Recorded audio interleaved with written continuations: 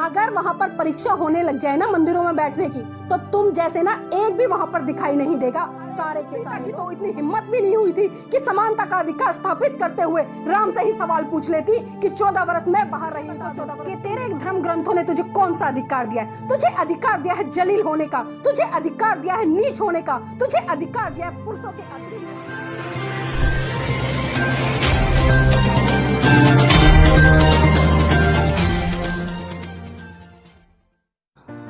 परम पूज्य बाबा साहब के त्याग, बलिदान और महिलाओं के लिए उनके काम को न केवल पुरुष नकारने का काम करते हैं, बल्कि भारत की महिलाएं जो कि बाबा साहब के एहसानों तले दबी हैं, वे भी न केवल नकारने का काम करती हैं, बल्कि बाबा साहब का अपमान भी करने से नहीं चूकती।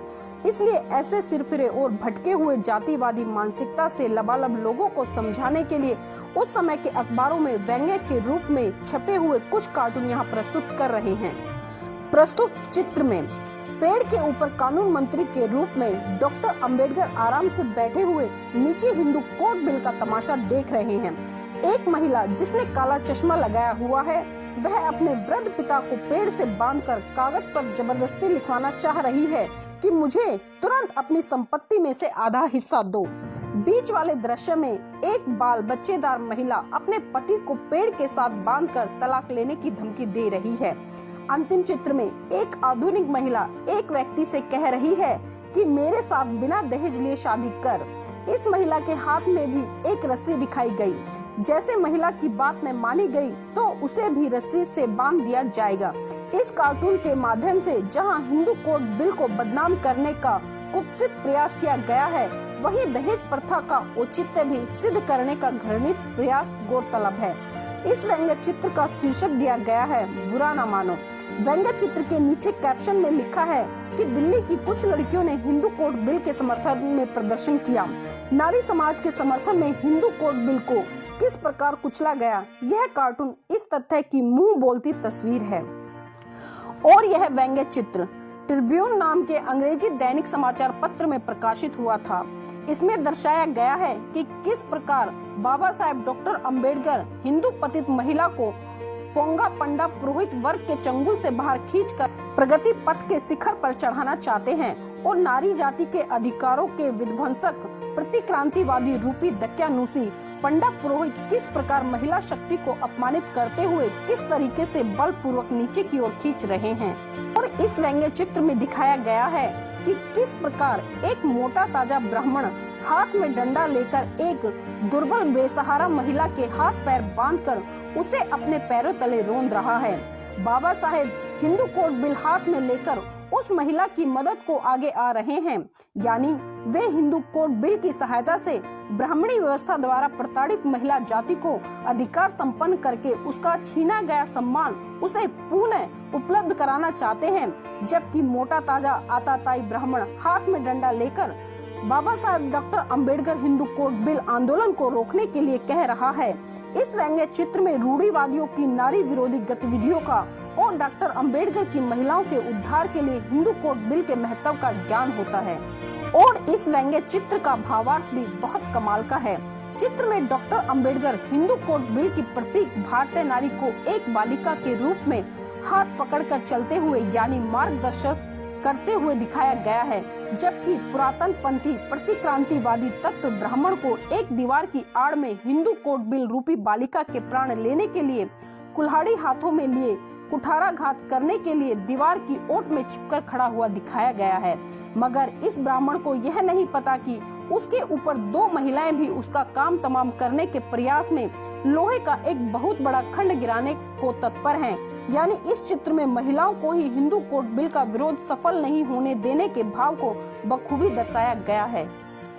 जय भीम, नमो बुद्धाय साथियों, मैं नीलम बोध एक बार फिर से आपके बीच में। साथियों, पिछले कई दिनों से सोशल मीडिया पर एक वीडियो वायरल हो रहा है जिसमें कि किसी ने बहुजन समाज की मान मर्यादा और उसकी अस्मिता पर प्रश्न चिन्ह लगाने का प्रयास किया है। क्या करती, लेकिन तूने रामानंद सागर की रामायण तो बड़े मजे लेकर देखी होगी, क्योंकि उसमें मनोरंजन ही मनोरंजन है। और याद कर वो क्षण जब सीता लंका से आई थी और राम के समक्ष खड़ी थी, तो राम ने उससे अग्नि परीक्षा मांगी थी। अरे उस सीता की तो इतनी हिम्मत भी नहीं हुई थी कि समानता का अधिकार स्थापित करते हुए राम से ही सवाल पूछ लेती कि 14 वर्ष मैं बाहर रही हूँ तो 14 वर्ष तुम भी बाहर रहे हो, तुम भी अग्नि परीक्षा दो। ये शब्द सीता ने उस समय इसलिए नहीं बोले क्योंकि अधिकार शब्द उस समय तुम्हारे धर्म ग्रंथों में था ही नहीं, और स्त्री के तो कोई अधिकार थे ही नहीं। और मैं तुझे बताती हूँ कि उसके बाद राम ने सीता को क्या शब्द कहे। भद्रे, युद्ध भूमि में शत्रु को पराजित कर मैंने तुम्हें उसके चंगुल से छुड़ा लिया। पुरुषार्थ के द्वारा जो कुछ किया जा सकता था वो मैंने किया। अपने तिरस्कार का बदला चुकाने के लिए मनुष्य का जो कर्तव्य है वह सब मैंने अपने मान की अभिलाषा को रावण के वध के द्वारा पूर्ण किया। तुम्हारा कल्याण हो।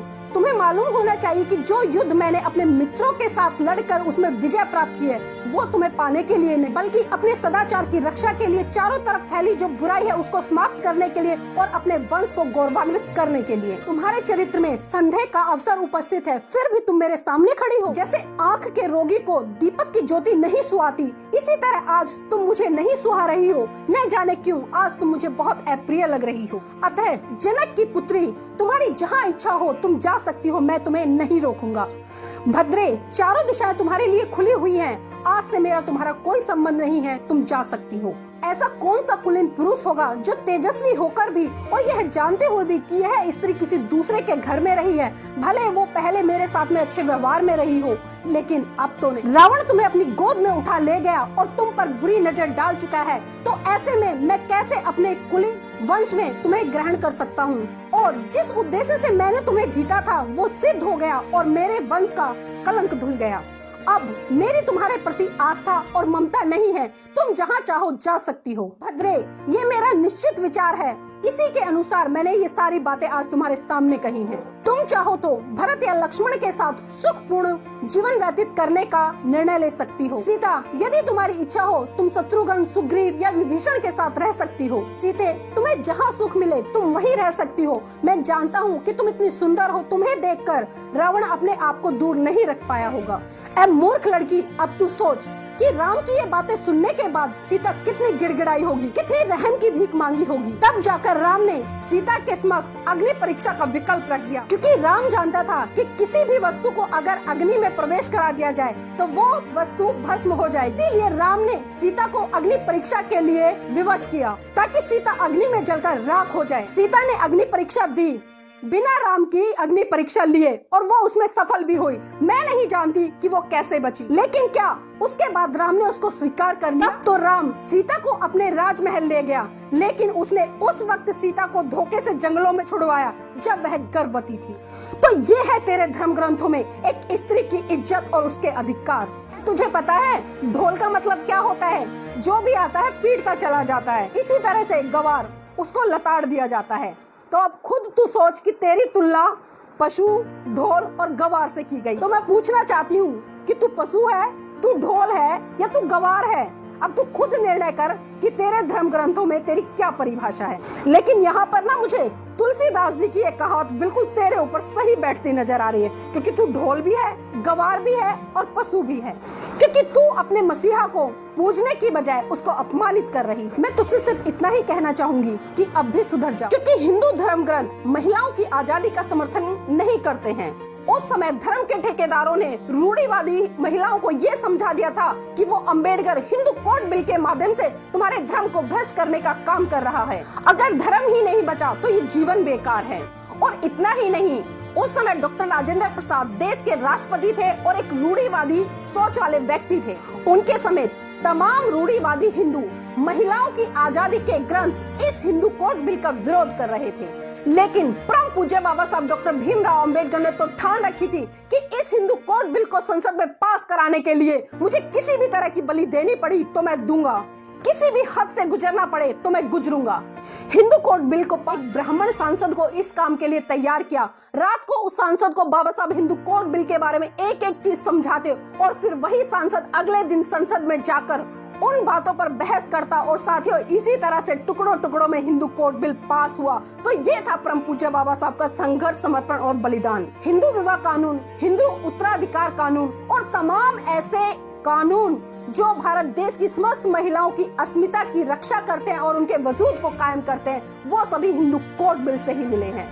अगर मेरे बाबा साहब ने तेरी आजादी की लड़ाई नहीं लड़ी होती ना, तो आज तू इतने शौक से टिकटॉक पर वीडियो नहीं बना रही होती, सड़ रही होती किसी कोठड़ी में। क्योंकि मैं तुझे बता दूं, आज तक तेरे धर्म ग्रंथों में तुझे सिर्फ और सिर्फ पैर की जूती समझा जाता है। तेरी जानकारी के लिए बता दूं, जब इंदिरा गांधी प्रधानमंत्री बनी तो उसने सबसे पहले परम पूज्य बाबा साहब और उनके लिखे संविधान को नमन किया, क्योंकि वो अच्छी तरह से जानती थी अगर परम पूज्य बाबा साहब संविधान में महिलाओं के लिए अधिकार सुनिश्चित नहीं करते तो भारत देश की कोई भी महिला इस देश की प्रधानमंत्री नहीं बनती। और उन्होंने बाबा साहब के उस समय के संघर्ष, समर्पण, बलिदान को भी देखा, जिस समय वो हिंदू कोड बिल को पास कराने के लिए धर्मांध लोगों से लोहा ले रहे। इसलिए ऐ नादान लड़की, मैं तुझसे फिर से आग्रह कर रही हूँ कि अपना मुंह खोलने से पहले एक बार सोच कि तू क्या बोल रही है, किसके लिए बोल रही है, किस संदर्भ में बोल रही है। और मैं यहाँ पर अपने समाज के सभी साथियों से भी आग्रह करना चाहती हूँ, साथियों, आप भविष्य में कभी भी इस तरह की लड़कियों की वीडियो वायरल ना करें। लेकिन एक सवाल जरूर पूछना चाहूंगी,